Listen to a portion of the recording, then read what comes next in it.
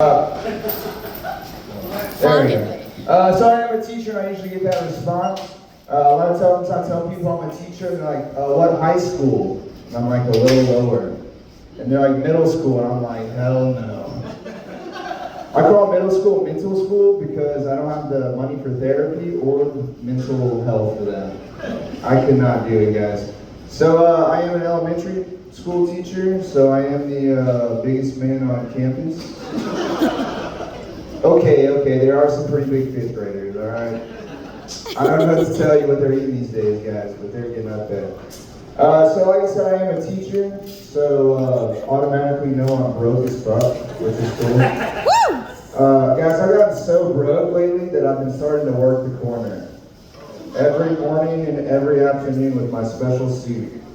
Gotta show some skin, right? No, what I'm talking about is crosswalk, actually.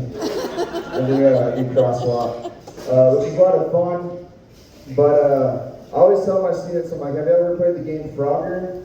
Yes. I'm like, this is Frogger on easy mode. They're going 20 miles an hour. Like, you'll be fine.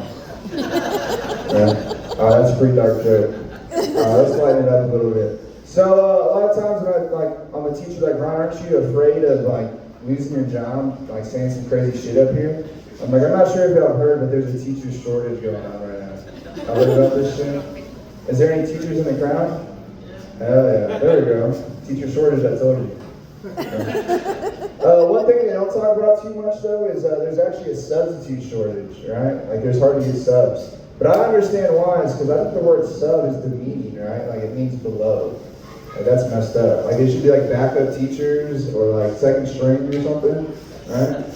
And the thing about subs is, I know why they're disrespected, because I see them like I see side chicks, right? Hear me out. The reason why is they get called last minute, like, hey, the real person can't be here tonight or today, and we need a warm body, be disrespected, and move on to the next teacher that needs you. Right? And about a good sub, if they're a good sub, you get their number. Just like a side chick, right? Alright, cool.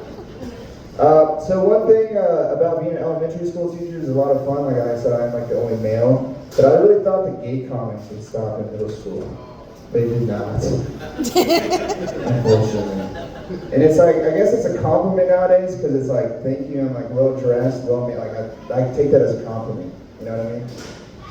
The thing too about being a male in the elementary school is like, everyone knows my name just because I'm the only guy there, right? And it's a lot of fun, but one thing that sucks is this last year I'm teaching kindergarten through 5th grade, and guys, kindergarten scared the fuck out of me. I'm not gonna lie to you, like they are so fragile, like they will fall down for nothing. Like absolutely nothing. I got a kid like bust open his head and like, I literally turned for like 1 second. You know what I mean? And crazy enough, school's just started, which is shitty. But it's been going good though. My first week, it's really cool to be somewhere talking in front of people and not someone eating glue in the front row, which is pretty sick, right? But the thing too about being a teacher, it's like everyone like they see me, they're, oh, you're a teacher, and I'm like, yeah. But when I talk to other teachers, which I'm clearly not tonight, I feel like I'm talking about my prison sentence, right? Like I've been teaching for 10 years, going on life. Right? I blame my parents though, because both of them are retired, and I'm like, did y'all get out on good behavior? Because I'm here for life. Like, what the teacher's gone bad? I'm like, come on, right? One thing that I really hate about teaching is the consequences, right? Consequences are bullshit, dude. The worst consequence is detention. Like, why the fuck do I have to stay here longer? Like, that's bullshit to me. Like, what did I do wrong? You know what I mean? But it is hard to consequences, especially at a younger age, because they don't understand very much. I had a little girl in kindergarten run to me. She was like, that little girl over there called me the C word. And I was like, oh my gosh, that's a vocabulary for a kindergarten. Like, see you next Tuesday? Holy shit. And that little girl that she pointed at ran at me. And she was like, bitch doesn't start with C. Bitch doesn't start with C. And I was like, it doesn't start with C. Like, let's go to the alphabet chart over here. Like, you see letter B, what does letter B make? Bitch. You know what I mean? All right? And then she looked at me and she was all mad and she was like, I'm not very good at reading, but I can count really high. And I was like, all right, let's see how high you can count, right? She goes all the way to 60. She's like 61, 62, 63, 64, 65, 66, 67, 68, 69. And she just stopped. And I was like, all right, what's after 69? And she said mouthwash. Oh, Right? I was like, holy shit. That's a good one. Like, you shouldn't say that, but I'm going to say that on a microphone in front of a lot of people. The thing, too, about being a school teacher is a lot of fun is the summers. I enjoy summer way too much. Right?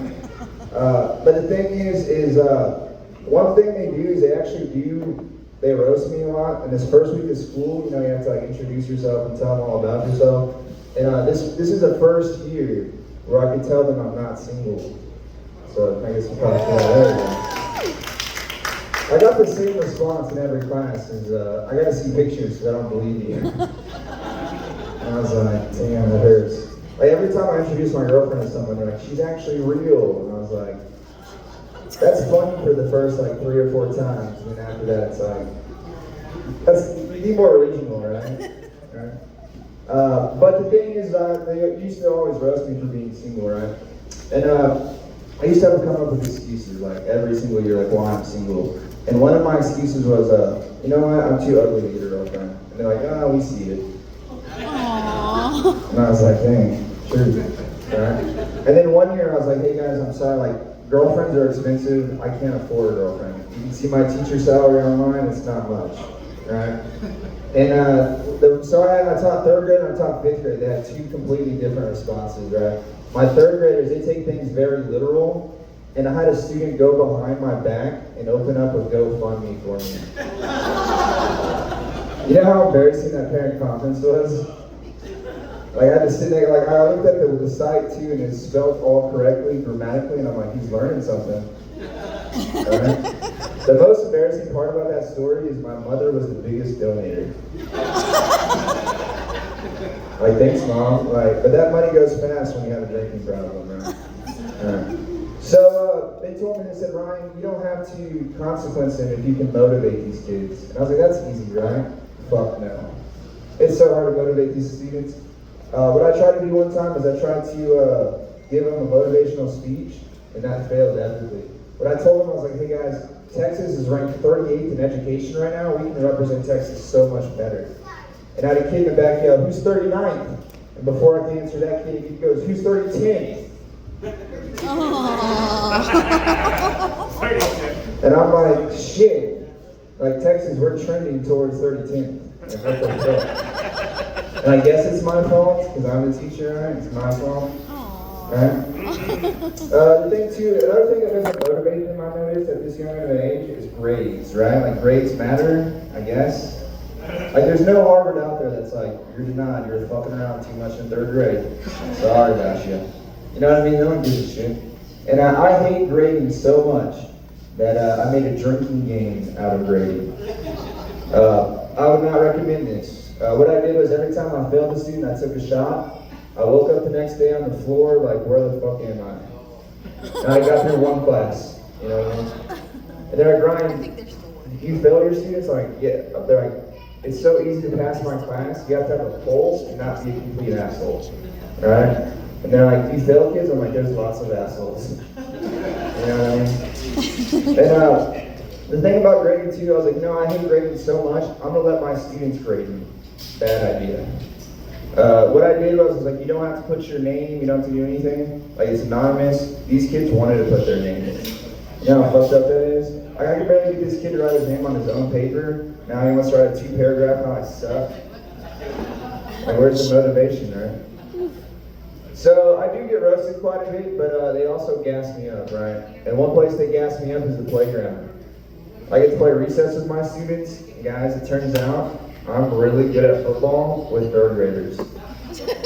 Like, I boss the shit out of these kids, guys. Like, I'll stiff on them. I'm like, you know where the nurse is. You don't need a pass. They know where you're coming from.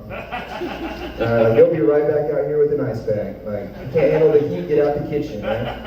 Right? And growing up, they always ask me, like, did you play football in high school? And I'm like, well, you can use the term play lightly. I was on the team. You're not going to see any like highlight videos of me, right? And my dad was a football coach, so yeah, it was a pretty big disappointment.